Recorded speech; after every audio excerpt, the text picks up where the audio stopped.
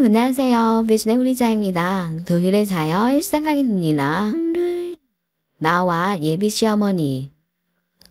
오랫동안 알고 지냈었는데 며느리가 된다고 하니 감회가 좀 새롭긴 하네. 그러게요. 저도 결혼해서 며느리가 된다고 하니 조금 기분이 다른 것 같긴 해요. 뭐 그래도 우리 집 며느리가 돼도 달라질 건 별반 없지 싶어. 갑자기 뭐 우리 사이가 어떻게 되는 것도 아니잖아. 맞아요. 달라질 건 없겠죠. 그래, 우리 아들보다 네가 좀 더 어른스러우니까 너한테 결정권을 주려고 한다. 니들 둘이 어떻게 이야기를 끝낸지 모르겠지만 그래도 난 전세나 월세는 아니라고 본다. 집 말씀하시는 거예요? 그래, 그래도 시작을 탄탄하게 해야지. 그 옛날 우리 때나 소박하게 시작해서 집 마련하고 했지. 요즘 세상에 언제 니네 둘이 모아 집 사고 애 낳고 하겠니? 아, 그건 저희가 좀 더 의논을 한 뒤에. 니들이 나한테 부담 안 주려고 한다는 거 잘 알아. 그 마음도 참 예쁘고. 그래서 말인데, 그냥 지금 내가 살고 있는 이 집, 이걸 니들한테 주도록 할게. 물론 명의는 나중에 지겠지만, 니들이 들어와 살라고. 네? 리모델링도 해주고 싶지만, 그 정도 니들이 해야지만, 니들도 이게 내 집이구나 하지 않겠어? 전세나 월세 갈 돈으로 차라리 이 집 리모델링해서 여기서 살도록 해라. 그럼 어머니는? 나는 작은 빌라로 옮길 생각이야. 그러니까 니들이 이 집에 들어와 살면 될 것 같아. 3년 뒤쯤에 명의도 주도록 할게. 저희가 그 아파트에 들어와 살고 어머니가 작은 빌라로 가시겠다는 말씀이세요? 그래, 그렇게 하겠다고. 내가 너를 좋아하니까 나의 선물이라고 생각하면 될 것 같다. 어머니 정말이에요? 너무 감사해요. 속물 같은 발상이지만 이런 제안 거절할 사람이 누가 있겠습니까? 학과를 원하는 것도 아니고, 당신이 다른 집으로 누가 등 떠미는 것도 아니고, 본인이 알아서 나간다고 하는데, 말리 이유 거절할 이유 전혀 없잖아요. 옳다구나 하고 제안 수락했습니다. 리모델링 후 나와 예비 시어머니. 얼른 호수 좀 채워 넣어봐. 리모델링 한 집이랑 어울리는지 봐야 할 거 아니야? 다 고르지 않았니? 왜 홀수가 안 들어와? 네? 아니 해외 배송인 물건들이 많아서 좀 기다려야 하는 것들도 있고요. 그리고 가전들이 저렴한 것도 아니고 심사숙고해서 살 예정이라서요. 아 그래? 그냥 한국에도 좋은 물건들 많은데 너무 까다롭게 그런 거 아니니? 그런데 안 그래도 이번 주에 세탁기하고 건조기는 들어갈 예정이거든요. 지금 있는 세탁기 빼주셔야 할 것 같은데 빌라 주소 알려주시면 제가 용달 불러서 그곳으로 빼드리도록 할게요. 이번 주에 세탁기랑 건조기가 먼저 들어온다고? 아, 네 세탁기는 그냥 버리면 돼. 예, 집에는 세탁기 15년도 더 된 거야. 오래되기도 했고 그 빌라가 워낙에 작아서 그곳엔 들어가지도 않는다. 나는 새 걸로 사야지. 혼자 사니까 작은 걸로 싸게 하나 사면 되지 싶어. 그럼 다른 물건들은 어찌할까요? 천천히긴 하지만 조금씩 물건 들어올 텐데. 요즘 가전들 배달해주면 폐가전들 수거해가지 않나? 그 사람들한테 말이나 해놔. 아마 그 사람들 다 가져갈 거다. 빌라로 옮길 필요 없어. 용달 부를 필요 없다. 그냥 버리면 돼. 어떻게 다 버리나요? 저희도 어머니 짐이 없어야 좀 수원하게 넣고 빼고를 할 것 같은데. 언제쯤 빌라로 가실 생각인가요? 그래? 이사 갈 거야. 내가 내 집에 짐 들어온 것도 못 보고. 네가 하도 탁달하니까 그래 비워주마. 이사 간다고. 내 집, 내 집에서 다 뺀다고. 됐니? 뭘 계속 그렇게 물어봐. 갑자기 화를 내면서 말을 하는데 당황스럽기도 했고 좀 어이가 없긴 하더라고요. 글씨만을 여겨질 수 있지만 현실적으로는 정말 맞는 말이었거든요. 이사를 가셔야 짐을 빼주셔야 저희 짐을 넣든지 말든지 하는 건데 저희 짐을 넣을 때마다 어머니 짐을 일일이 옮겨드릴 수도 없는 형국이고 암튼 어머니를 보면서 좀 민기적되는 것 같다라는 생각을 지울 수가 없었습니다. 그날 저녁 예비 신랑과 나. 엄마가 좀 서운했던 것 같더라. 나가라고 했어. 우리 집 넣어야 하니까. 나가라고는 안 했는데 어머니 집에 빠져야 우리도 구도도 잡고 할 거 아니야. 그래, 틀린 말은 아닌데 엄마 입장에선 좀 서운하지. 아무리 엄마가 약속을 했어도 자기가 자기 입으로 나가달라, 침을 빼달라 하면 만일 자기도 며느리 될 사람한테 그런 소리 들으면 기분이 어떨 것 같아. 그럼 그냥 기다렸어 했단 말이야? 아니야, 어머니 빌라로 가시게 따졌으면서 그래도 짐을 안 빼주시는 건 맞잖아. 아, 자기야. 사실 그 집 엄마 집이잖아. 엄마가 배려해서 우리가 그 집을 차지하는 건데 엄마가 알아서 나가게끔 시간적 여유를 줘야지. 어른 짐을 빼라고 재촉하는 건 너무 양심 없는 짓거리 아니야? 뭐라고? 절대 자기한테 화내는 거 아니야. 그냥 나는 이걸 좋게 해결하고 싶거든. 그래서 엄마한테 이렇게 말하도록 해. 짐을 빼달라고 해서 죄송하다. 그냥 아무 때나 가시면 된다. 그 집 어머니 집인데 나가는 것도 들어오는 것도 어머니 마음대로 하면 되는 거다. 난 어머니가 그 집에 사신다고 해도 하나 불편하지 않다. 이렇게 말씀드리라고. 아니, 왜 그렇게 말씀을 드려야 하는 거야? 그렇게 말씀드렸다가 어머니가 짐을 안 빼시면 그냥 그 집에서 살겠다고 하시면 자기야, 어? 자기야 알잖아. 우리 엄마 어떤 사람인지 어떻게 우리 엄마 다뤄야 하는지도 잘 알잖아. 그 우리 엄마 자기 되게 좋아해. 그래서? 아니 우리 엄마가 안 나가서 우리가 모시고 살아야 한다 해도 시집살이 같은 거 절대로 안 시킬 거야. 뭐라고? 아니 리모델링 된지 보니까 그런 마음에 들더라고. 엄마한테 너무 미안하다는 생각. 아들로서 자식으로서 엄마는 꽂은 빌라로 보내고 나는 이렇게 리모델링 된 집에서 살고. 무슨 소리 하는 거야 너 지금? 나 그렇게 못해. 자기 같으면 부모님한테 그렇게 할 수 있겠어? 미쳤나 봐. 좀 미친 거 아니야? 아, 나 정말 어이없네. 그러니까 같이 살자 뭐 이거야? 마음이 달라졌어. 나 엄마 빌라로 못 보낼 것 같아. 그냥 우리 엄마 모시고 알콩달콩 행복하게 살자. 어? 내가 잘할게. 그리고 우리 엄마도 자기한테 잘할 거야. 내가 니네 엄마 꼬진 빌라로 가라고 했어? 못 보낼 것 같으면 애초에 그런 빵을 치지 말았어야지. 아, 정말 뭐 이런 것들이 다 있어. 아니, 뻥이 아니라 자기가 만약 내 입장이라면 이런 생각 들지 않겠어? 엄마도 리모델링 내 집 보면서 엄청 좋아하더라고. 합가가 장난이야? 이렇게 눈 가리고 아무를 할 수 있는 거라고 생각한 거야? 그래서 민기됐던 거였어? 미친 것도 아니고 완전 웃기고 있네. 그냥 니네 엄마 모시고 그곳에서 알콩달콩 살아. 그럼 허락하는 거야? 자기를 좋다는 말이지? 그래, 우리 엄마 모시고 알콩달콩 살자. 자기도 허락할 줄 알았어. 역시 우리 자기 최고. 정신 나간 소리하고 앉아있고만. 너랑 니네 엄마만 사유하고 나는 같이 살 생각 없으니까 이렇게 사람 뒤통수 칠 생각이었다 이거지? 아, 너 절대로 내 눈에 띄지 마. 나 너 고백 확 숙여버릴 것 같거든? 효자 났네. 효자 났어. 평생 니네 엄마한테 효자 노릇하면서 그렇게 살아. 난 너 같은 거 필요 없으니까. 알았냐? 그 후 이야기. 말도 안 통하고 일종의 사기라면 사기인데 알아먹지 못하는 것 같아 그래서 파혼했습니다.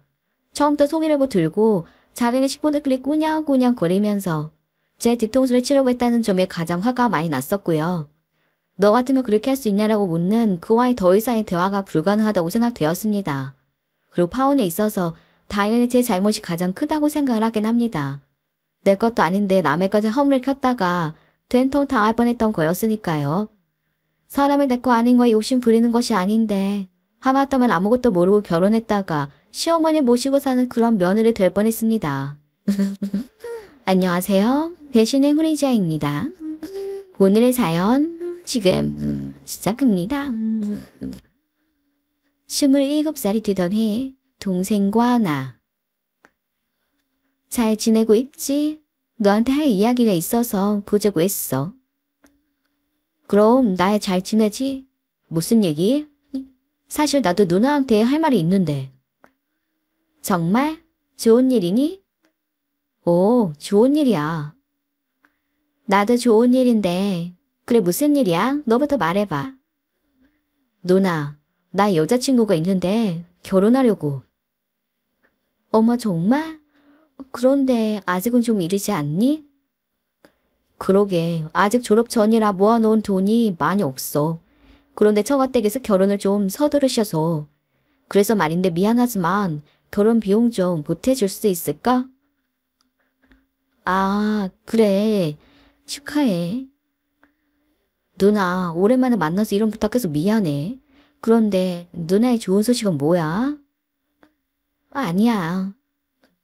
왜? 나도 알려줘. 사실 나도 결혼하게 될 것 같아서 이야기하려고 했지.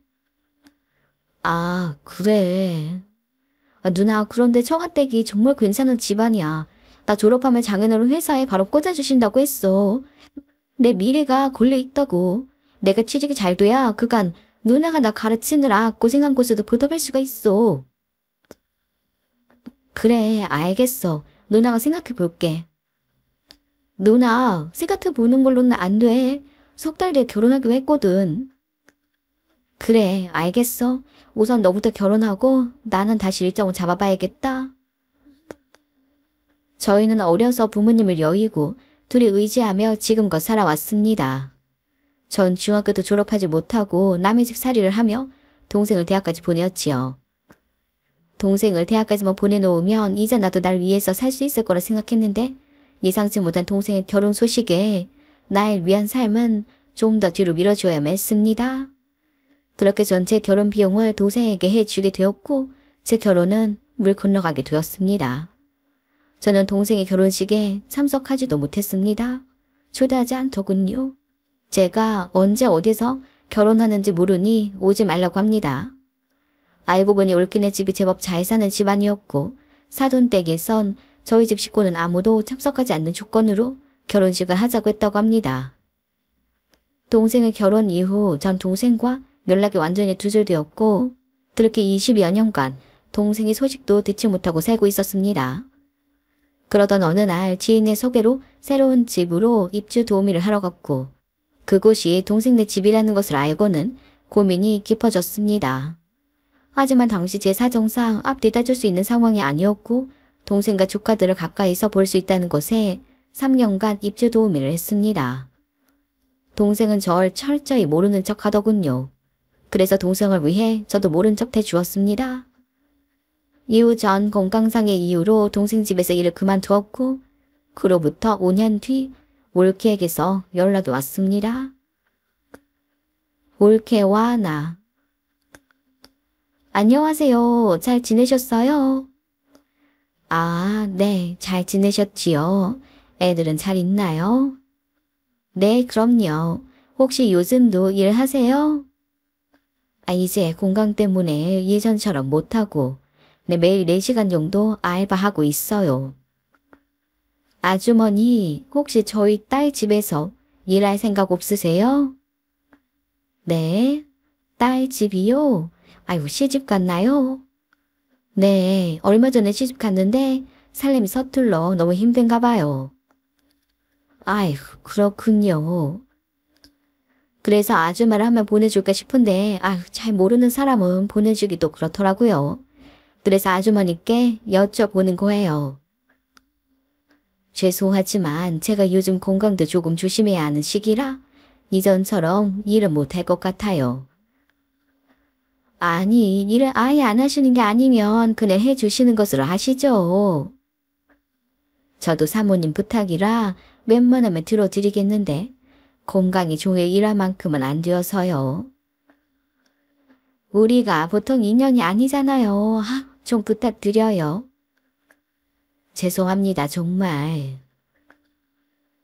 아주머니, 아니 형님, 제가 정말 이 말까진 안 드리려고 했는데 동생 봐서라도 조카네 집 일 좀 해주시면 안 될까요? 언제 하셨어요? 저희 집 일 한창 해주실 때 남편이 이야기해줘서 알고 있었어요. 제 동생이요? 제가 누나라고 이야기하던가요? 걱정 마세요. 저만 알고 아무도 몰라요. 네. 저희 부모님은 형님이 저희 결혼하고 얼마 지나지 않아 돌아가신 줄로 알아요. 그래서 의심도 안 하세요. 다른 건 모르겠고요. 아무래도 저는 일을 못해드릴 것 같습니다. 머릿속이 복잡해지더군요. 저의 존재에 대해 알고 있었으면서 동생 집에서 일하는 3년간 절 전혀 모르는 척했던 것도 좀 어이가 없었고 그때의 날 어떻게 생각했을지도 가늠이 안 되더군요. 동생과 올케에게 농락당한 것 같았습니다. 나만 시침이 떼면 된다고 생각했는데 올케는 다 알면서도 절 아줌마로 부렸던 거였습니다. 그런데 그 일이 있고 며칠 후 모르는 번호로 전화가 왔습니다. 동생이었어요. 목소리를 듣는 순간 동생인 걸 알고는 어떤 말을 해야 할지 모르겠더군요. 개인적인 대화는 동생 결혼 후 잠시 그 집에서 일을 했을 때 대화를 나눴던 2번 이후 처음이었습니다. 동생과 나. 누나, 단도직입적으로 말할게. 며칠 전에 우리 와이프가 전화했었지? 그래 전화 왔더라. 그래서 내용은 알 거라고 생각해. 우리 딸 집에 가서 일 좀 해줘. 난 못 간다고 이야기했어. 애가 너무 힘들어서 안쓰러워. 누나가 애 엄마보다 더 정성으로 키웠으니 충분히 해줄 수 있잖아. 넌 나한테 부탁할 일이 있을 때만 연락하니? 누나, 그런 거 아니야. 아니긴 뭐가 아니야. 넌 늘 돈 필요할 때만 날 물어왔잖아. 이번에는 마찬가지인 거 아니야? 누나, 어떻게 생각해도 괜찮아. 그러니까. 아니, 넌 어쩜 평생을 나한테 부탁만 하니? 넌 날 위해 해준 게 뭔데? 무슨 시덕잖은 소리야. 네가 날 누나를 생각은 했니? 내가 그 어린 시절 어떻게 키웠는데 말이야. 너 정말 너무하지 않니? 내가 뭘 너무해. 누나가 고생하는 거 알아서 쎄 빠지고 공부해서 우리나라 취업 대학 들어갔잖아. 이 정도면 장가도 잘 갔잖아. 그러면 된 거 아니야? 그래, 네 인생은 성공했겠지? 그런데 너 어떻게 했어? 결혼하고 나는 완전 없는 사람 취급했잖아. 누나의 소원이 내가 성공하기 위해서 어쩔 수 없었어. 내가 너 결혼 어떻게 시켰는 줄 알아? 나 결혼할 돈으로 너 결혼시켰어. 그렇게 내 결혼은 깨지고 여태 혼자 살았다고. 내가 한 선택이니 그 인생을 너 보고 물어내라고 하진 않을게. 그래도 세상에 하나는 피부치인데 날 죽은 사람은 만들지 말았어야지. 장인어른이 누나에 대해 자꾸 물어보기에 술자리에서 얼떨결에 나온 이야기였어. 됐어. 넌 내가 이 세상에 없었으면 좋겠다고 생각을 했던 거야. 그게 아니면 그렇게 이야기할 수는 없는 거야. 마음대로 생각해.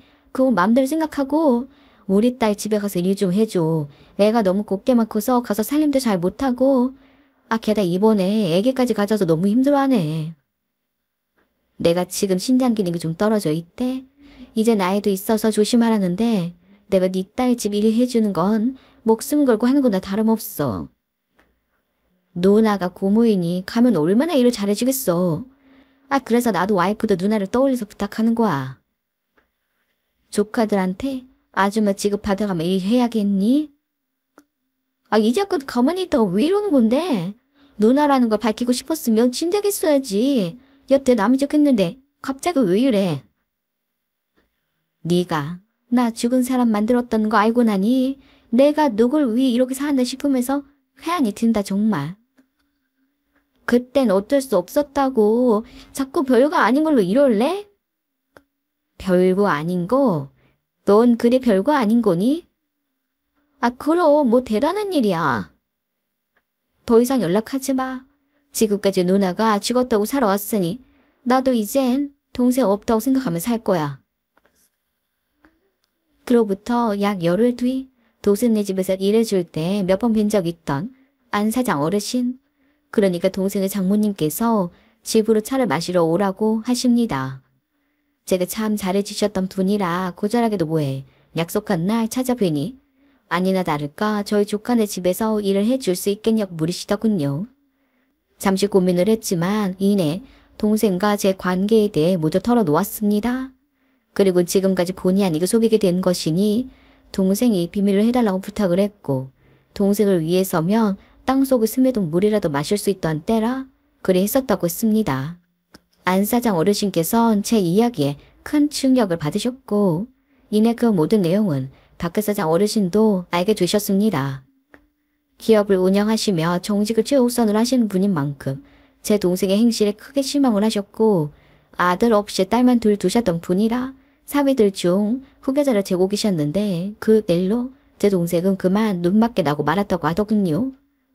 그래서인지 동생은 한동안 제가 자신이 어떻게 쌓아올린 삶인데 하루아침에 나락으로 떨어뜨렸냐고 온갖 협박성 문자를 보내왔습니다. 저야말로 이제 언제 죽어도 삶에 여한이 없습니다. 그런데 그깟 문자 협박이 두려울까요? 그간 세상의 유일한 핏줄이라고 동생을 붙잡고 살아왔지만 이제라도 남은 삶 동안 맑은 하늘도 보고 푸른 산도 보고 넓은 바다도 보며 진정으로 절 위한 삶을 살아보려고 합니다. 안녕하세요. 신의 후이자입니다. 오늘의 사연 지금 시작합니다. 오빠 결혼 직후 엄마와 새언니. 그래, 이제 넌 우리 집 사람이니 남편을 하늘이라고 생각하고 시부모를 공경해야 한다는 거 잊지 마. 아, 네 어머니. 요즘 같은 시대에 무슨 말이냐고 생각할 수 있다는 거 다 안다. 하지만 시대가 달라져도 바뀌지 않는 것도 있는 거야. 네 어머니. 그런데 제가 한다고 해도 마음에 들지 않으실 수도 있어요. 하지만 제가 노력할 테니 그것만 알아주세요. 그래 알겠어. 하지만 노력만 하고 달라지지 않으면 그것 또한 잘못인 거 알지? 네. 난 말이야 정말 며느리와 잘 지내고 싶어. 당연히 서로 노력은 해야 하는 거니 너도 내가 말한 거 잘 지켜주길 바란다. 네 알겠습니다. 전 저희 가족 때문에 비혼주의자로 지내고 있는 30대입니다. 아무리 팔은 안으로 굽는다지만 엄마와 오빠가 옳게 언니에게 하는 행동을 보고 있자니 도저히 그렇구나, 그럴 수도 있지. 그게 어때서 이런 마음이 들지 않습니다. 같은 여자로서 새언니가 안타깝고 가정을 지키기 위해 묵묵히 참는 새언니가 답답하기도 합니다. 저희 오빠가 새언니와 결혼을 할 때까지만 해도 새언니 집안은 탄탄하게 안정적이었습니다. 작지만 사업체도 운영하고 계셨고 건물도 있던 걸로 알고 있습니다. 반면 저희 집은 지극히 평범합니다. 새언니네 집에 비하면 사실 내세울 곳도 없지요. 오빠가 새언니랑 결혼한다고 했을 때 부모님이 얼마나 좋아하셨나 몰라요. 잘 사는 집 딸이라 오빠 인생 이집했다면서요. 그런 이유로 엄마는 새언니가 오빠를 무시할까 싶은지 처음부터 새언니의 기세를 꺾고 들어가려는 것 같았습니다. 그래서 제가 딱 봐도 새언니가 무례한 사람도 아니고 막대 먹은 사람도 아닌 것 같은데 너무 답답하게 하면 오히려 새언니가 힘들어할 것 같다고 했어요. 그러자 엄마는 자신을 못할 얘기했냐고 그 정도도 며느리에게 얘기 못하냐면서 자신이 그렇게 말은 했지만 꼭 그걸 지켜라가 아니라 그렇게 이야기를 해두어야 그나마 좀 남편과 시댁을 신경 쓰지 않겠냐고 합니다. 새언니가 시집 보고 첫 명절 엄마와 나. 뭐? 갑자기 차례를 지낸다고? 아이 갑자기는 뭐가 갑자기야. 나 생각하고 있던 거야. 난 내 기억이 있는 뒤로 한 번도 집에서 제사 차례를 한 기억이 없는데. 아이 그래 그렇긴 한데 엄마는 계획이 다 되어 있었다고. 이제 그 시점이라 차례를 지내려고. 그 시점? 그게 뭔데? 갑자기 왜 이래? 아니 넌 몰라도 돼. 잠시 후 오빠에게 전화해 연휴 전날 저녁에 들어오라고 하는 엄마. 엄마 이번에 명절 연휴가 앞쪽으로 긴데 굳이 연휴 전날 들어오라고 해? 원래 명절에는 시댁에 빨리 오는 거야. 엄마는 회사 생활 안 해봐서 몰라. 아, 난 결혼은 안 해봤지만 퇴근하고 그날 밤 시댁 갈 생각하니 아찔한데? 아찔은 무슨 아찔? 결혼하면 원래 다 그런 거야. 아니 대체 왜 부르는 건데? 명절은 월요일이잖아. 그런데 왜 금요일 저녁부터 오라는 건데? 원래 그러는 거라고. 너도 결혼하면 알아. 그러면 나도 결혼하면 이번 같은 명절 연휴에 금요일 저녁부터 시댁에 들어와야 해? 넌 그러면 안 되지. 이유랑까 뻥쳐. 와, 아무리 우리 엄마지만 정말 너무 모순이다. 원래 그런 거야. 그나저나 차례는 진짜 지낼 거야? 당연하지. 나 진짜 궁금해서 그래. 대체 왜? 왜 올해부터 지냈는데? 며느리 들어왔잖아. 그러니까 이제 시작할 때가 되었지. 그런 거야? 그리고 그거는 왜 안 했는데? 전엔 나 혼자 해야 했잖아. 그리고 솔직히 내가 너희 할머니 할아버지 좋아하지도 않았거든. 그 노인네가 하도 날 시집살이 시켜서. 그러니 내 손으로 차려드리기 싫었는데 이제 며느리도 봤으니 며느리 뭐 하라고 하려고. 아, 대박. 난 결혼 안 할란다. 뭐? 갑자기 왜? 엄마 같은 시어머니 만날까봐. 얘가 못하는 말이 없어. 내가 왜? 됐어. 엄마는 암만 말해도 모를 것 같아. 새언니는 참 구김살이 없습니다. 퇴근하자마자 시댁에 오고 저녁을 먹자마자 마트에 가서 2시간이나 장을 보고 오면 피곤하고 짜증도 좀 날만한데 인상 한번 구기거나 오빠에게 화 한번 내지 않고 재료 손질을 하며 엄마와 이런저런 이야기를 나눕니다. 다음날 새벽 6시부터 주방이 분주합니다. 저희 엄마는 아침잠이 많아서 평소 저와 아빠가 출근을 해도 잘 일어나지 못하시는데 이게 무슨 일인가 싶고 일어나 보니 새언니가 주방에서 일을 하고 있네요.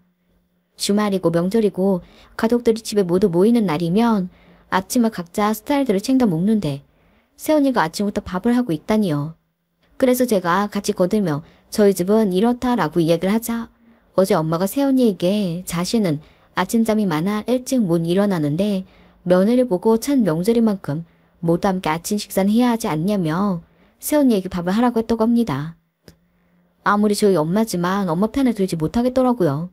한숨이 나왔지만 아침을 준비하겠다는 새언니를 도와 같이 준비를 했습니다.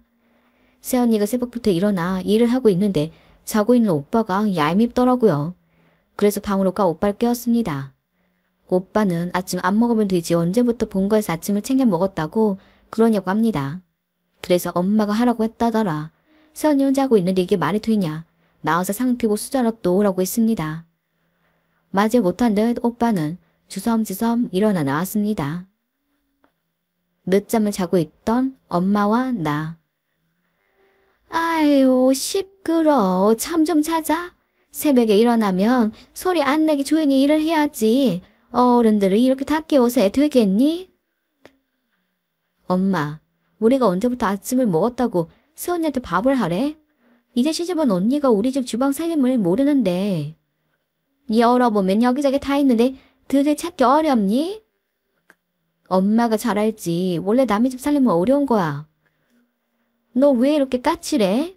지금까지 아침 안 먹었지만 새 식구도 들어왔겠다. 이제라도 제대로 구색을 갖춰보려는 건데 뭐가 그렇게 못마땅해서 그러니? 누가 보면 엄마가 시어머니 노릇이라도 하는 줄 알겠다.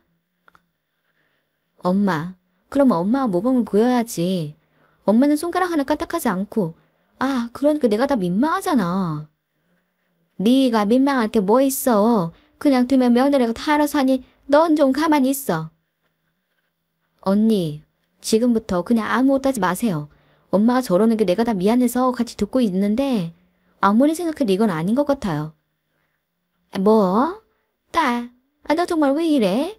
왜 날 이상한 사람을 만들어? 엄마도 알겠어? 엄마가 이상한 사람이라는 거. 뭐? 내가 이상한 사람이라고? 진짜 엄마는 할머니보다 더해. 할머니가 엄마한테 이상한 트집 잡아서 일 시킨다고 했던 거 아는데 그래도 이렇게는 억지 아니었다. 너 지금 나랑 네 할머니랑 비교하는 거니? 그런데 내가 더하다고? 너, 내가 너희 할머니한테 어떤 감정인지 알면서 어떻게 그런 말을 할 수가 있어? 그래, 엄마가 할머니야 사이가 그랬으면 이러면 안 되는 거지. 안 그래? 내가 대체 뭘? 엄마, 며느리랑 잘 지내고 싶지 않아? 지금은 모르겠지만 이러면 결국 엄마는 새언니랑 엄마 며느리랑 거리 멀어지는 거야. 난 아침 밥 좀 하라는 게 이렇게나 큰 문제인지 모르겠어. 별거 아닐 수 있지만 그건 우리의 패턴이 아닌데 며느리 시집살이 시키려고 억지로 일을 만드니 문제라는 거야. 새언니 어제 퇴근하고 저녁 늦게 우리 집에 와서 계속 일만 했잖아. 엄마는 놀고. 차라리 오빠한테 일을 시켜. 어머, 아니 넌 또 왜 우리 아들을 걸고 넘어지니? 오빠, 그리고 오빠도 중심 잘 잡아. 사랑하는 아내가 저렇게 말도 안 되는 일을 하는데 잠이 오고 모른 척 하고 싶니? 아니 너 오빠한테 뭐 하는 거야? 언니도 아닌 것 같은 일은 처음부터 하지 마요. 지금 보니까 엄마랑 오빠 둘 다 제정신 아닌 것 같아. 물론 나도 언니한테 그냥 신우일 뿐이지만 같은 여자로서 말해줄게요. 아직 혼인신고 안 했으면 아닌 것 같을 때 그냥 발 떼고 헤어져요. 와, 나도 우리 집이 이런 집일 줄 몰랐네. 헬이다 헬. 여기가 바로 며느리에겐 지옥이었네. 제가 그렇게 알아듣기 이야기했음에도 오기인지 뭔지 엄마는 더욱 새언니 길들이기 열을 올렸고 오빠는 엄마와 새언니 사이에서 눈치도 없고 중심도 못 잡았습니다. 그렇게 새언니는 명절 내내 일만 하며 3박 4일을 지나다 명절 오후 늦게 친정으로 갔습니다.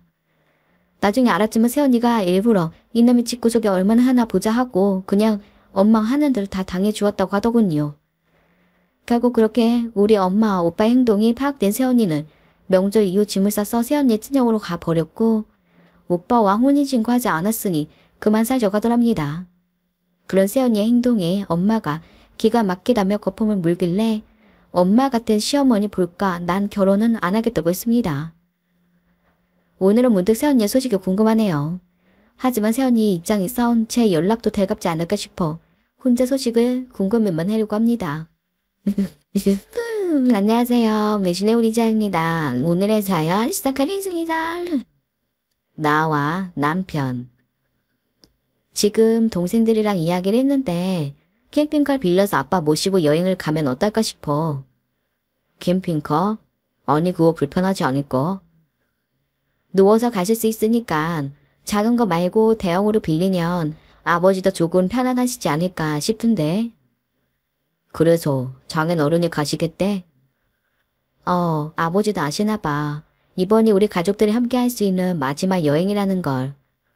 아, 그래? 아버지가 좀 힘드시겠지만 가고 싶다 하시네. 당신 시간 몰라서 좀 넉넉하게 잡았어. 그래? 언제로 잡았는데? 다다음 주 토요일? 먼 곳으로는 갈 수 없고 가까운 곳으로 갈 거야. 장시간 차에 계시면 힘드실 테니까. 아, 나는 정말 잘 모르겠다. 무엇을? 괜한 일 하는 게 아닌가 싶어서. 뭐? 왜? 아니 괜히 차 타고 가시다가 무슨 일이라도 생기면 그럼 그땐 어떻게 하려고? 여동생 있잖아. 걔가 간호사지 의사냐? 간호사가 뭘 한다고. 아무리 그래도 어떻게 그렇게 말할 수가 있니? 의사가 대단한 건 알지만 간호사도 의료인이야. 여동생이 그러는데 자기가 살펴볼 수 있다고 하더라고. 그리고 가는 도중 혹시 모르니 근처 병원들 위치도 다 알아놓았고. 아, 참, 그래도 난 모르겠다. 병든 노인 모시고 여행을 간다라. 뭐, 영화 찍냐? 뭐라고? 당신 지금 그게 무슨 말이야? 병든 노인? 아니, 그렇잖아. 여행이 뭐야. 즐겁고 신나고 뭐 그런 거 아니야? 다들 가서 바다 보면서 녹물바람 할 것 같은데. 난 그냥 안 갈래. 네 동생들이랑 다녀와. 꼭 사이가 가야 한다는 법은 없잖아. 안 그래? 그래? 정말 안 가겠다 이거지? 그렇게 할래. 그리고 장인어른 정신도 왔다 갔다 하시는 거 아니야? 여보, 우리 아버지 정신 멀쩡하셔. 정신 왔다 갔다 한 적 한 번도 없다고. 기력이 없고 힘이 없을 뿐이지 아버지 아직 눈에 총명함 있으시다고. 그건 네 생각이고 내가 봤을 땐 장인어른 정상적인 사고할 수 있는 상황 아니야. 그러니까 여행 간다고 하신 거라고. 어딜 나가시냐? 괜히 나갔다가 뭔 일 생기면 어쩌려고. 아버지 걱정을 하는 게 아니라 귀찮은 거겠지. 이럴 줄 알았지만 당신은 역시나구나. 알겠어. 그럼 당신은 가지 마. 그리고 나중에 절대 후회하지 말아라. 참네. 후회할 게 뭐가 있냐? 니들이나 후회하지 말아라. 병든 노인 데리고 나갔다가 큰일 치렀다고 니들 손가락질 당할 수도 있어. 니들, 처제들한테 니들. 참 말뻔세 하곤. 됐어. 당신은 참석 안 해도 되니까 나중에 후회는 하지 마. 나는 확실하게 말했다. 후회하지 말라고. 여행 도중 남편과 나. 니들 별일 없냐?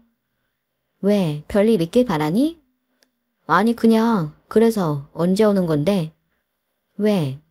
아 엄마 오셨어. 어머니? 갑자기 왜? 갑자기? 아니 시어머니가 아들 집에 오는데 갑자기라니. 아 그래서. 너 어디 갔냐고 난리다. 남편 두고 쏘 다닌다고 지금 엄청 언짢아하신다고. 빨리 와 그러니까. 아 말씀드렸어? 오늘 아버지 모시고 여행 갔다고? 그러니까 더 화내더라. 어디 아픈 양반을 모시고 기어 나가냐고. 네가 뭐라 했냐? 상식 있는 사람들은 생각 다 똑같다니까. 그렇구나. 당신이랑 어머니는 상식이 있는 사람이고 우리는 비상식적인 사람이구나. 아 몰라. 이 실망이 싫으니까 빨리 기어 들어와. 엄마 저러다 혈압 올라서 쓰러질 것 같단 말이야. 대답 안 해? 야 얼른 오라고. 빨리 오라고 하잖아. 언제 올 거야? 우리 엄마 뒷목 잡는 걸 보고 싶어? 참네. 내가 이런 것 하고 여지껏 살고 있다니. 내가 무슨 말을 하겠니? 알아서 기어 들어갈 테니까 네 엄마 뒷목 잡으면 병원으로 잘 모셔드려. 그럼 되는 거 아니야? 그리고 니네 엄마가 무슨 혈압이 높니? 나보다 건강한 양반인데. 뭐라고? 야, 너 지금 안 보인다고 이러는 거냐? 너 뭐냐? 아, 기분 좀 꿀꿀하다 이거냐? 죽어간 아버지 데리고 여행 가니까 막 가슴이 벌렁벌렁해? 미친놈. 할 말 없다. 더 이상 카톡하지 마. 그날 저녁 남편과 나. 야, 왜 아직 안 와? 야, 왜 아직 안 오냐고. 너 어디야? 반갑지도 않은 사람일 텐데 왜 이렇게 찾아싸는 거니? 왜? 내가 기어 들어가든 말든 네가 무슨 상관인데. 이게 정말 미쳤나? 엄마 아직도 안 가셨어. 너 올 때까지 기다리겠다고 하신단 말이야. 아, 그래? 그런데 어쩌지? 뭐가?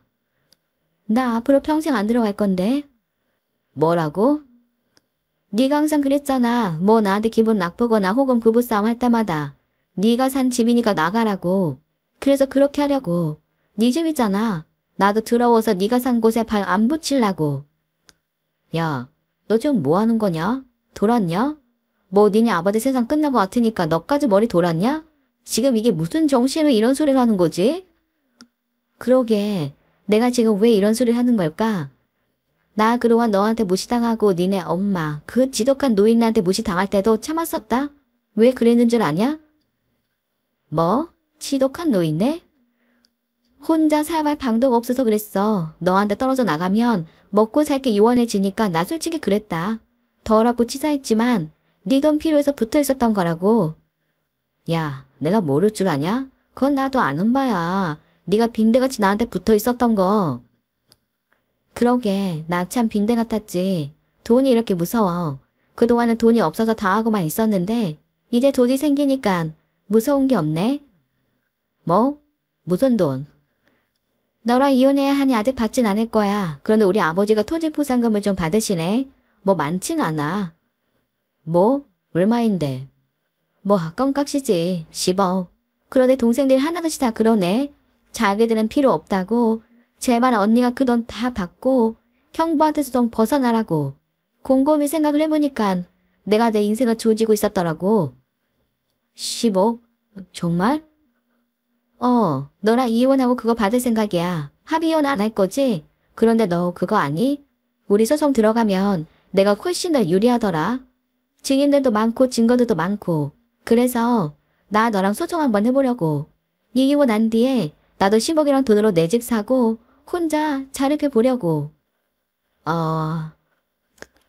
오늘 아버지가 우리한테 여행 가겠다 한 건 마지막 이혼하기 위함이었더라고. 대리인인 변호사도 대동하고 갔었거든. 암튼 내 이혼도 그분이 처리할 예정이야. 곧 너에게 서류 도착할 테니 어디 한번 너도 잘 대응하길 바래. 여보. 여보 왜 그래? 그게 무슨 소리야? 정말 웃긴다. 여보. 야가 아니라? 어머 야. 너 완전 코미디 같잖아. 여보라니. 기가 막히네. 아, 여보, 정말 왜 그러냐. 사람이 농담한 거 가지고 왜 그러냐? 언제 들어와? 어머니도 꼭 가실 거야. 집에 와서 자세하게 우리 이야기하자. 그동안 쌓인 것들도 좀 풀고. 어? 미친놈, 쓰레기 같은 놈, 닭쥐 같은 놈. 야, 꺼져. 그리고 너는 빤스까지 복별을 생각하고 있어. 그동안 내가 받은 수모 싹 다 갚아줄 테니까. 알았냐? 여보, 여보. 그 후 이야기. 질질 짜고 용서해달라고 하는 남편의 손 거칠게 뿌리쳤습니다. 비단 10억이 생겨서 이혼을 하려고 했던 건 아니었고요.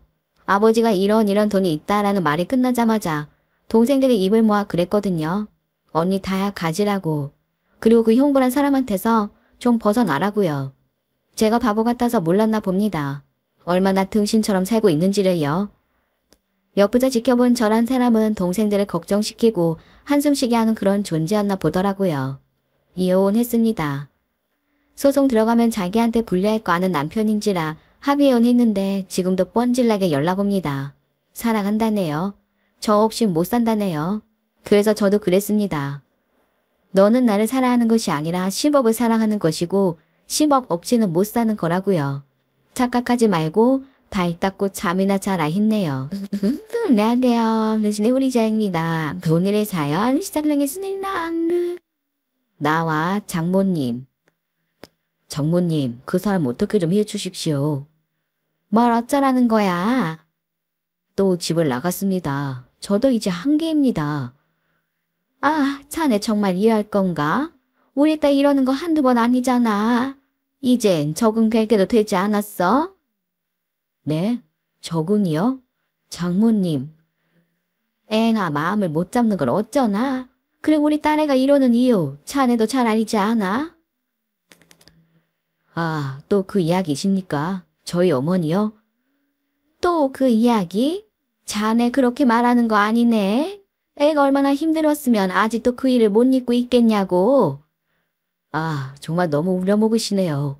한 달이었습니다. 저희 어머니 딱 한 달 저희 집에서 지내셨던 거라고요. 자네한테는 한 달이었어도 우리 딸이한테 10년이었어. 그 젊은 나이에 시어머니랑 한 달을 같이 살았는데 그걸 버틸 며느리가 어디 있나? 아니, 저희 어머니가 도대체 뭘 하셨다고요? 상처받은 건 오히려 저희 어머님이십니다. 자네가 이러니까 우리 딸애가 마음을 못 잡지. 또 자네 어머니 편드는 거야? 아, 정말 저도 이젠 한계입니다. 이혼 각오하고 있어요. 저도 더 이상은 못 참겠다고요. 이혼? 하, 절대 안 돼. 이혼시킬 마음 없고 그리고 우리 딸도 자네와 이혼하길 바라지 않아? 정말 뭘 어쩌라는 겁니까? 그럼 계속 이렇게 살라는 겁니까? 이게 사는 겁니까? 그러기에 자네가 애초에 자기 어머니를 집에 들이지 말았어야지. 저희 어머니 왜 저희 집에서 지내셨어야 했는지 장모님도 아시잖아요. 정말 장모님도 다 아시면서 계속 저희 어머니 핑계 대실 겁니까? 뭐, 아파서 병원 가야 해서 서울로 올라왔었다고? 그걸 어디 핑계라고 대고 있어. 지방엔 병원 없나? 뭘 그거 가지고 아들 집에서 한 달을 죽치고 있어. 아, 어머니, 저희 어머니가 큰 병원으로 갈 수밖에 없었던 상황 아시잖아요. 정말 좋지 않으셨으니까. 나는 더 이상 할 말 없어. 100번 자네가 잘못한 거야. 시애미를 집에 들이는 겨우는 없는 거야. 그 사정이 어찌 되었든 간에 그런 거라고. 그럼 어떻게 써야 한 건가요? 어머니 상황 좋지 않은데 아들로서 그냥 방관했어야 했나요? 여관 있잖아. 내가 그때 너 말하지 않았나? 여관 있으니까 그곳에 데려다 놓으라고? 우리 딸이 얼마나 불편했겠어. 자네라면 내가 자네랑 한 달 같이 산다고 생각해보게. 자네 견딜 수 있겠나? 장모님, 저희 어머니 그때 편찮으셔서 거의 누워만 계셨고 아시잖아요. 저희 어머니 말씀 못하시는 거. 그런 분이 뭐 그렇게 아내를 불편하게 했다는 겁니까? 비하게 너무 심한 거 아닙니까? 니네 엄마니까 그리 생각을 하지. 말을 못하니까 우리 딸이 더 불편했을 거란 생각은 안 하니. 정말 너무하십니다. 정말 너무하세요. 이혼 안 해. 그러니까 그냥 적응하고 살아. FE는 괜찮아지겠지. 저희 어머니는 듣지도 못하시고 말씀도 못하십니다. 농아인이시거든요. 그런 어머니가 갑자기 몸이 불편해지셔서 혼자서 진료를 받으시는 것보단 아들은 제가 옆에 있어야 할 것 같아서 한 달 동안 저희 집에서 머무르며 치료를 받으셨죠. 한 달 동안 분명 아내도 불편했을 겁니다. 그런데 저 일이 바로 몇 달 전에 있었던 것이 아니라 1년 전에 있었던 일이었습니다. 저는 주길놈의 남편이 되었고 당신 딸이 시어머니를 모시게끔한 되바라진 사이가 되어버렸죠. 그 일로 아내는 툭하면 집을 나갔고 저와의 사이도 완전히 틀어져 버리게 되었습니다. 이혼을 하고 싶었지만 절대로 이혼은 안 하겠다는 아내. 이건 사는 것도 아니고 죽은 것도 아니고 정말 최악의 나날들을 보내고 있었죠. 일주일 뒤 나와 아내. 전화 좀 받아라. 아, 목소리 듣기 싫어. 왜? 그냥 이혼하자. 뭐? 이혼? 그래, 이혼. 당신이 이혼을 요구할 처지가 되는 줄 알아? 나랑 당신이랑 문제가 생긴 게 뭔데? 당신 엄마 때문 아니야? 그래, 우리 어머니 때문이라고 치자. 그러니까 내가 잘못했으니까 이렇게 사는 게 아니라 헤어지자고. 당신도 나랑 사이 이유 없는 거잖아. 그렇게 치자고? 웃기고 있네. 벙어리랑 같이 있는 게 얼마나 불편한 줄 알아? 내가 그때 니네 엄마랑 있으면서 대화가 안 돼서 얼마나 불편했었는데. 그래, 미안하다. 그러니까 이혼하자고. 이혼을 안 하겠다는 이유가 도대체 뭐야? 나랑 살고 싶은 마음도 없으면서 왜 이혼을 안 해주냐고. 아, 몰라. 엄마한테 물어봐. 내가 왜 이혼을 원하지 않는지. 나는 너랑 말하면 속이 터지거든? 엄마랑 해결해. 장모님도 그냥 무조건 안 된다고만 한다고. 그런데 무슨 장모님이랑 해결을 하라는 거야. 아니, 그러니까 내가 엄마한테 말한다고. 솔직하게 바라는 걸 말하라고. 엄마랑 말해. 네가 엄마 요구사항 들어주면 그럼 이혼 한번 생각해 볼게. 30분 뒤 나와 장모님. 정말 이혼을 하겠다는 건가? 네, 전 이렇게는 못 살겠습니다. 후회 안 하겠어? 자네 우리 딸이랑 이혼하게 되면 위자료 많이 챙겨줘야 해. 위자료요? 제가 왜 위자료를 물어야 하나요? 이 일에서 자넨 안 된다는 거야. 뭣도 모르고 덤비기. 요즘 시어머니 때문에 이혼하는 사례가 얼마나 많은 줄 아나? 지금 자네가 그런 상황이라는 거야. 자네 어미 때문에 우리 딸이랑 사이 틀어진 거니까. 아, 그래서 뭡니까? 어떻게 하고 싶은 겁니까? 우선 우리 딸 생각은 잘 모르겠는데 나는 이혼은 반대야. 만일 할 생각이라면 3년 뒤에 하게. 3년 뒤요? 왜 3년 뒤에 하라는 겁니까? 그럼 3년 동안 지옥 같은 생활을 지속하라고요? 누구 좋으라고 지금 이혼을 해? 3년 뒤면 그 세종에 있는 집 입주 아니야? 아마 그게 한 9억쯤 되지? 뭐라고요? 왜? 우리가 거기까지 생각 안 했을 줄 알았어?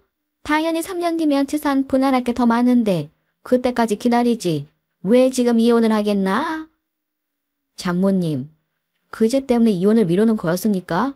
그 집 반분해야 하니까 기다리고 있었던 거냐고요. 맞아. 그러니까 자네도 그냥 견뎌. 3년 뒤면 자기의 몸 될 수 있으니까. 아니면 뭐 지금 이혼하면서 9억을 내놓던지. 그럼 놓아줄게. 아, 정말 무시무시한 사람들이네. 위자료? 왜 내가 위자료를 물어야 한다 생각합니까? 그거야 자네한테 유책 사유가 있는 거니까 그런 거 정도는 알지 않나? 증거 있습니까? 증거 있냐고요? 증거? 증거 뭐 우리 딸이 증거지 뭐 다른 게 필요해? 아, 정말 대단한 사람들이군요. 저야말로 증거 차고 넘칩니다. 지금 장모님 저랑 나눈 대화도 이거 다 증거 자료로 쓰일 겁니다. 3년만 기다려라. 왜? 9억짜리 아파트가 있으니까. 그리고 장모님 딸이 집을 나간 게 한두 번이 아니라는 것도 당신이 직접 말을 했으니 이 또한 증거로 사용할 수 있겠죠. 뭘 잘못 알고 있나 본데 심증은 증거가 될 수가 없습니다. 저야말로 확실하게 이혼 사유가 아내에게 있다는 것을 입증할 수 있다고요. 이혼하겠습니다. 그럼 불순한 의도라면 저는 더 이상 이 결혼 유지할 이유 없습니다. 그 후 이야기. 이혼했습니다. 소송 그렇고 제가 말한 바와 같이 제게는 차고 넘칠 정도의 카톡 내용들이 많아서 소송에서 이길 수 있었습니다. 아는 나중에 그러더군요. 그냥 친구들이랑 좀 논 것 가지고 왜 집을 나갔다고 생각을 하냐고요. 그의 결혼한 여자로서 할 말인지 이렇게 생각이 없는 사람인데 왜 저는 조금 더 일찍 이혼을 안 한 건지 한스러울 따름입니다. 자기가 놀고 싶어서 시어머니 핑계대던 아내. 3년만 기다리면 9억짜리 아파트 생기니 그거 반분하고 이혼을 하라는 장모. 인간 같지 않은 것들하고 살았던 제 결혼 생활은 끔찍 그 자체였었는데 이혼하자마자 모든 일도 다 잘 풀리고 마음도 편안해지고 왜 참고 살았던 거였는지 미련을 떨었던 제 지난날에 후회만 될 뿐입니다. 안녕하세요. 디즈니 후이자입니다. 오늘의 사연 지금 시작합니다. 미국에서 이민생활 중인 시어머니와 나. 어머니, 정말 예단 예물 아무것도 안 해도 괜찮겠어요? 그럼 요즘이 어떤 시대인데 그런 걸 아니? 그래도 서운하실까 싶어서요. 서운? No. 나 절대 안 서운해. 그렇게 꽉 막힌 사람 아니거든? 네, 그러면 상견례 때 얘기된 대로 할게요. 그래.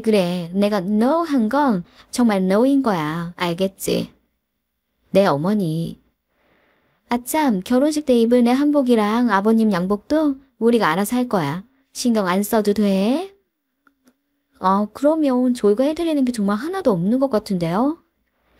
너희가 결혼하는 거지 우리가 뭐 얻어먹고 얻어입는 날 아니잖아. 절대 never 신경 쓰지 마. 오케이? 네, 그러면 그렇게 할게요. 그리고 결혼하고도 안부 전화 그런 것도 하지 마. 요즘도 그런 거 말하는 시어머니들이 있다며? 진짜 유난이고 별꼴인 거야. 시차도 있으니 더더욱 그러지 마. 네, 저희가 두 분 소식 궁금할 때마다 연락 따로 드릴게요. 그래, 그렇게 해라. 남편과도 이야기해 보았지만 남편 역시 어머님이 말씀하신 그대로이니 지나치게 나서서 챙기지 않아도 된다고 합니다. 그렇게 저희는 결혼을 했고 회사와 가까운 곳에 집을 얻어 알콩달콩 재미있게 살았습니다. 남편은 워낙 한식을 좋아하는 사람인데 어머니께서 미국에 사니 미국식으로 식습관도 적응해야 한다며 특별한 날이 아니면 거의 해주지 않으셨다고 합니다. 저희는 연애할 때도 거의 한식을 먹으러 다녔고 결혼해서도 저희 엄마가 보내주신 반찬을 너무 맛있게 먹으며 고마워했습니다. 이후 저희 부부는 결혼 1주년 기념으로 시댁이 있는 미국으로 여행을 갔습니다. 미국에서 만난 시어머니와 나. 웰컴. 오늘은 힘들지 않았니? 생각보다 정말 멀긴 하네요. 그래도 이 사람이 다른 곳을 직접 와볼 수 있어서 뜻깊을 것 같아요. 우리 며느리는 마음이 참 이쁘다니까. 피곤하지? 밥 다 됐어. 얼른 먹자.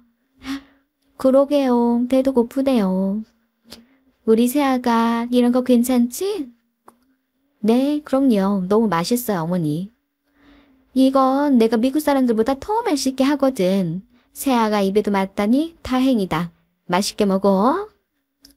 네, 정말 맛있어요. 아참, 다 먹고 나면 설거지는 두고 2층으로 가렴. 거기에 우리 아들 쓰던 방이 있어. 너희 온다고 해서 싹 정리해뒀으니 거기서 쉬어라. 네, 그럴게 어머니. 저희는 원래 일주일은 시댁 근처 호텔을 잡아 시댁을 오가려고 했는데 시어머니께서 굳이 그러지 말고 남는 방이 있으니 일주일간 지내라고 하셔서 시댁에서 지내게 되었습니다. 다음날부터 두 분의 계획에 따라 저희는 이곳저곳 다니게 되었습니다. 아무래도 그 지역에 오래 사셨으니 어디가 가볼 만한 곳인지 알 수 있었던 거죠. 그렇게 시부모님의 가이드에 따라 며칠 동안 아침에 눈만 뜨면 식사를 하고 지역 명소를 찾아다녔습니다. 그래서 남편이 자신도 이 지역을 너무 잘 아니 자신이 저와 여행을 다니겠다고 했지만 어머니께선 한사코 본인이 직접 가이드를 하시겠다고 하는데 솔직히 여행도 좋지만 쉬고 싶은 날들도 있었는데 전 정말 일주일 내내 아침 9시에 집을 나서서 다저녁에는 아침에 오기도 했고 어떤 날은 저녁에 가보아야만 하는 곳들이 있다고 해 10시경에 집에 들어온 날도 있었고요. 시댁에서의 하루하루는 점점 강인군이 되어 힘이 들었습니다. 시댁에서의 마지막 날, 시어머니와 나. 새아가, 지금 뭐하니? 아, 어머니 다른 건 아니고 일주일간 어머니께서 너무 잘해주셔서 그 마음을 보답하고자 제가 아침 준비해봤어요. 뭐? 우와. 아무래도 여기선 한식 드시기 힘드실 것 같아서 저희가 집에서 먹던 집밥 스타일로 해봤어요. 없는 솜씨이지만 그냥 맛있게 드셔주세요. 어머, 우리 새아가 입맛이 촌스럽구나. 네? 아이, 그간 우리 집에서 먹었던 음식이 입에 안 맞았니? 그런 건 아니고 너무 맛있었고 너무 잘 해주셔서 감사해서 보답하는 의미로 준비한 건데 별로세요? 아니야. 그래, 한번 먹어보자. 식사 후. 어머님 어떠셨어요? 입에 맞으셨어요? 그래, 뭐 맛은 있더라. 입에 맞으실까 걱정 많이 했는데 다행이에요. 새아가, 여긴 미국이야, 아메리카. 네? 아, 네, 알고 있어요. 한국 음식은 냄새 많이 나서 먹으면 동네 사람들이나 마트 뭐 이런 데 가면 싫어한단 말이야. 아, 그런가요? 오늘 아침에 네가 차린 것만 해도 된장찌개가 있었잖아. 아, 집에 환기부터 해야 하고 아침에 입었던 옷들도 싹 빨아야겠어. 아, 그래서 내가 우리 집에선 정말 특별한 날에만 특별하게 한식을 먹는 거야. 전 오늘이 어머님 댁에서의 마지막 날이니까 대접해 드리고 싶었는데 그게 언제 하실 줄 몰랐어요. 뭐? 마지막 날? 아, 너희 아직 열흘 남지 않았니? 네, 맞아요. 내일부터는 다른 지역으로 이동하려고요. 어머, 어디 간다는 거야? 계속 우리 집에서 지내는 거 아니고?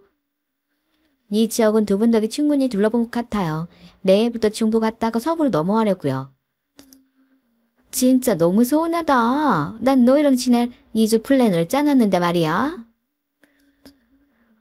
그렇게 저희는 이동을 했고 남은 열흘 갖는 시댁에서보다는 여유롭고 저희가 원하는 스케줄대로 움직이는 여행다운 여행이 되었죠. 어머니께 매일같이 전화가 온 것만 빼고요. 이후 결혼을 주는 기념 여행을 마치고 한국으로 들어왔습니다. 그런데 미국에 다녀오고 난 뒤로 어머니께서 미국 시간으로 매일 저녁, 그러니까 저희는 아침 시간에 전화를 해 이런저런 안부를 물으셨습니다. 제가 받으면 저랑 10분 통화를 하다 남편을 바꾸라고 했고 남편이 받으면 남편이랑 10분 통화하다 저를 바꾸라고 했어요. 어느 날 아침 이미 15분 정도 계속되고 있는 어머님과의 통화. 어머니, 저희 지금 출근해야 하는데 이만 끊어도 될까요? 뭐? 아니, 어떻게 어른이 이야기를 하고 있는데 먼저 끊는다는 말이 나오니? 출근을 해야 했어요.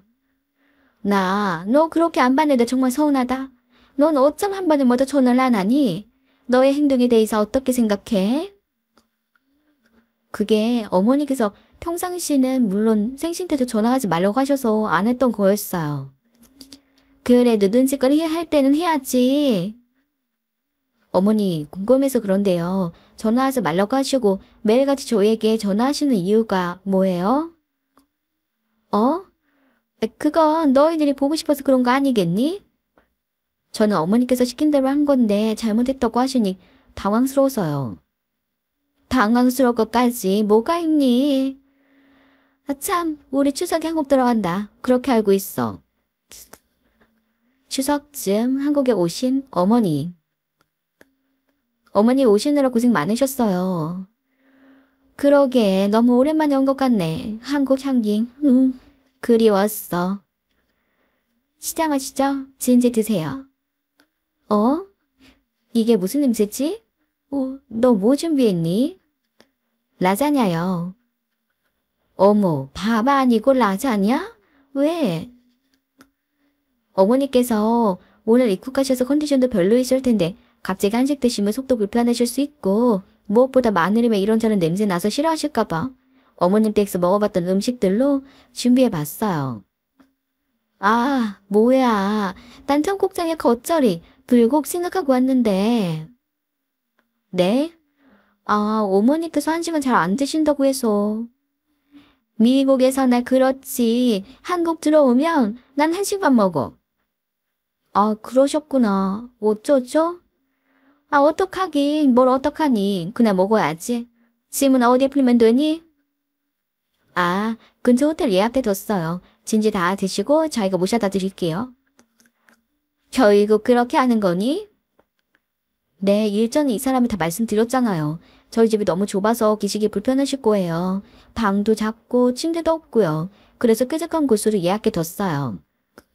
그래도 그렇지. 난 너희 온다고 아들 쓰던 방을 싹 정리해뒀는데 너희도 저 방 3개 중에 하나 정리했으면 되었잖아. 보시다시피 저희 집이 22평이고 방이 3개잖아요. 하나는 저희 침실이고 하나는 옷방이고 하나는 거의 창고처럼 짐이 들어있어서 정리가 불가능해요. 하루 이틀이면 모를까 한 달 예정하셨는데 서로 너무 불편할 거예요. 아유, 말이나 못하면 결국 너도 시부모랑 같이 지내기 싫으니 핑계를 대는구나. 어머니, 저희도 저희 돈 들어가면 한 달씩 호텔 잡아드리는 거 너무 어려운 결정이었어요. 어머니 불편하셔도 그냥 여기 계시게 해드리며 저희도 돈 긋고 좋죠. 그러면 그냥 저희 집에 계시겠어요? 다 캔슬하면 돼요?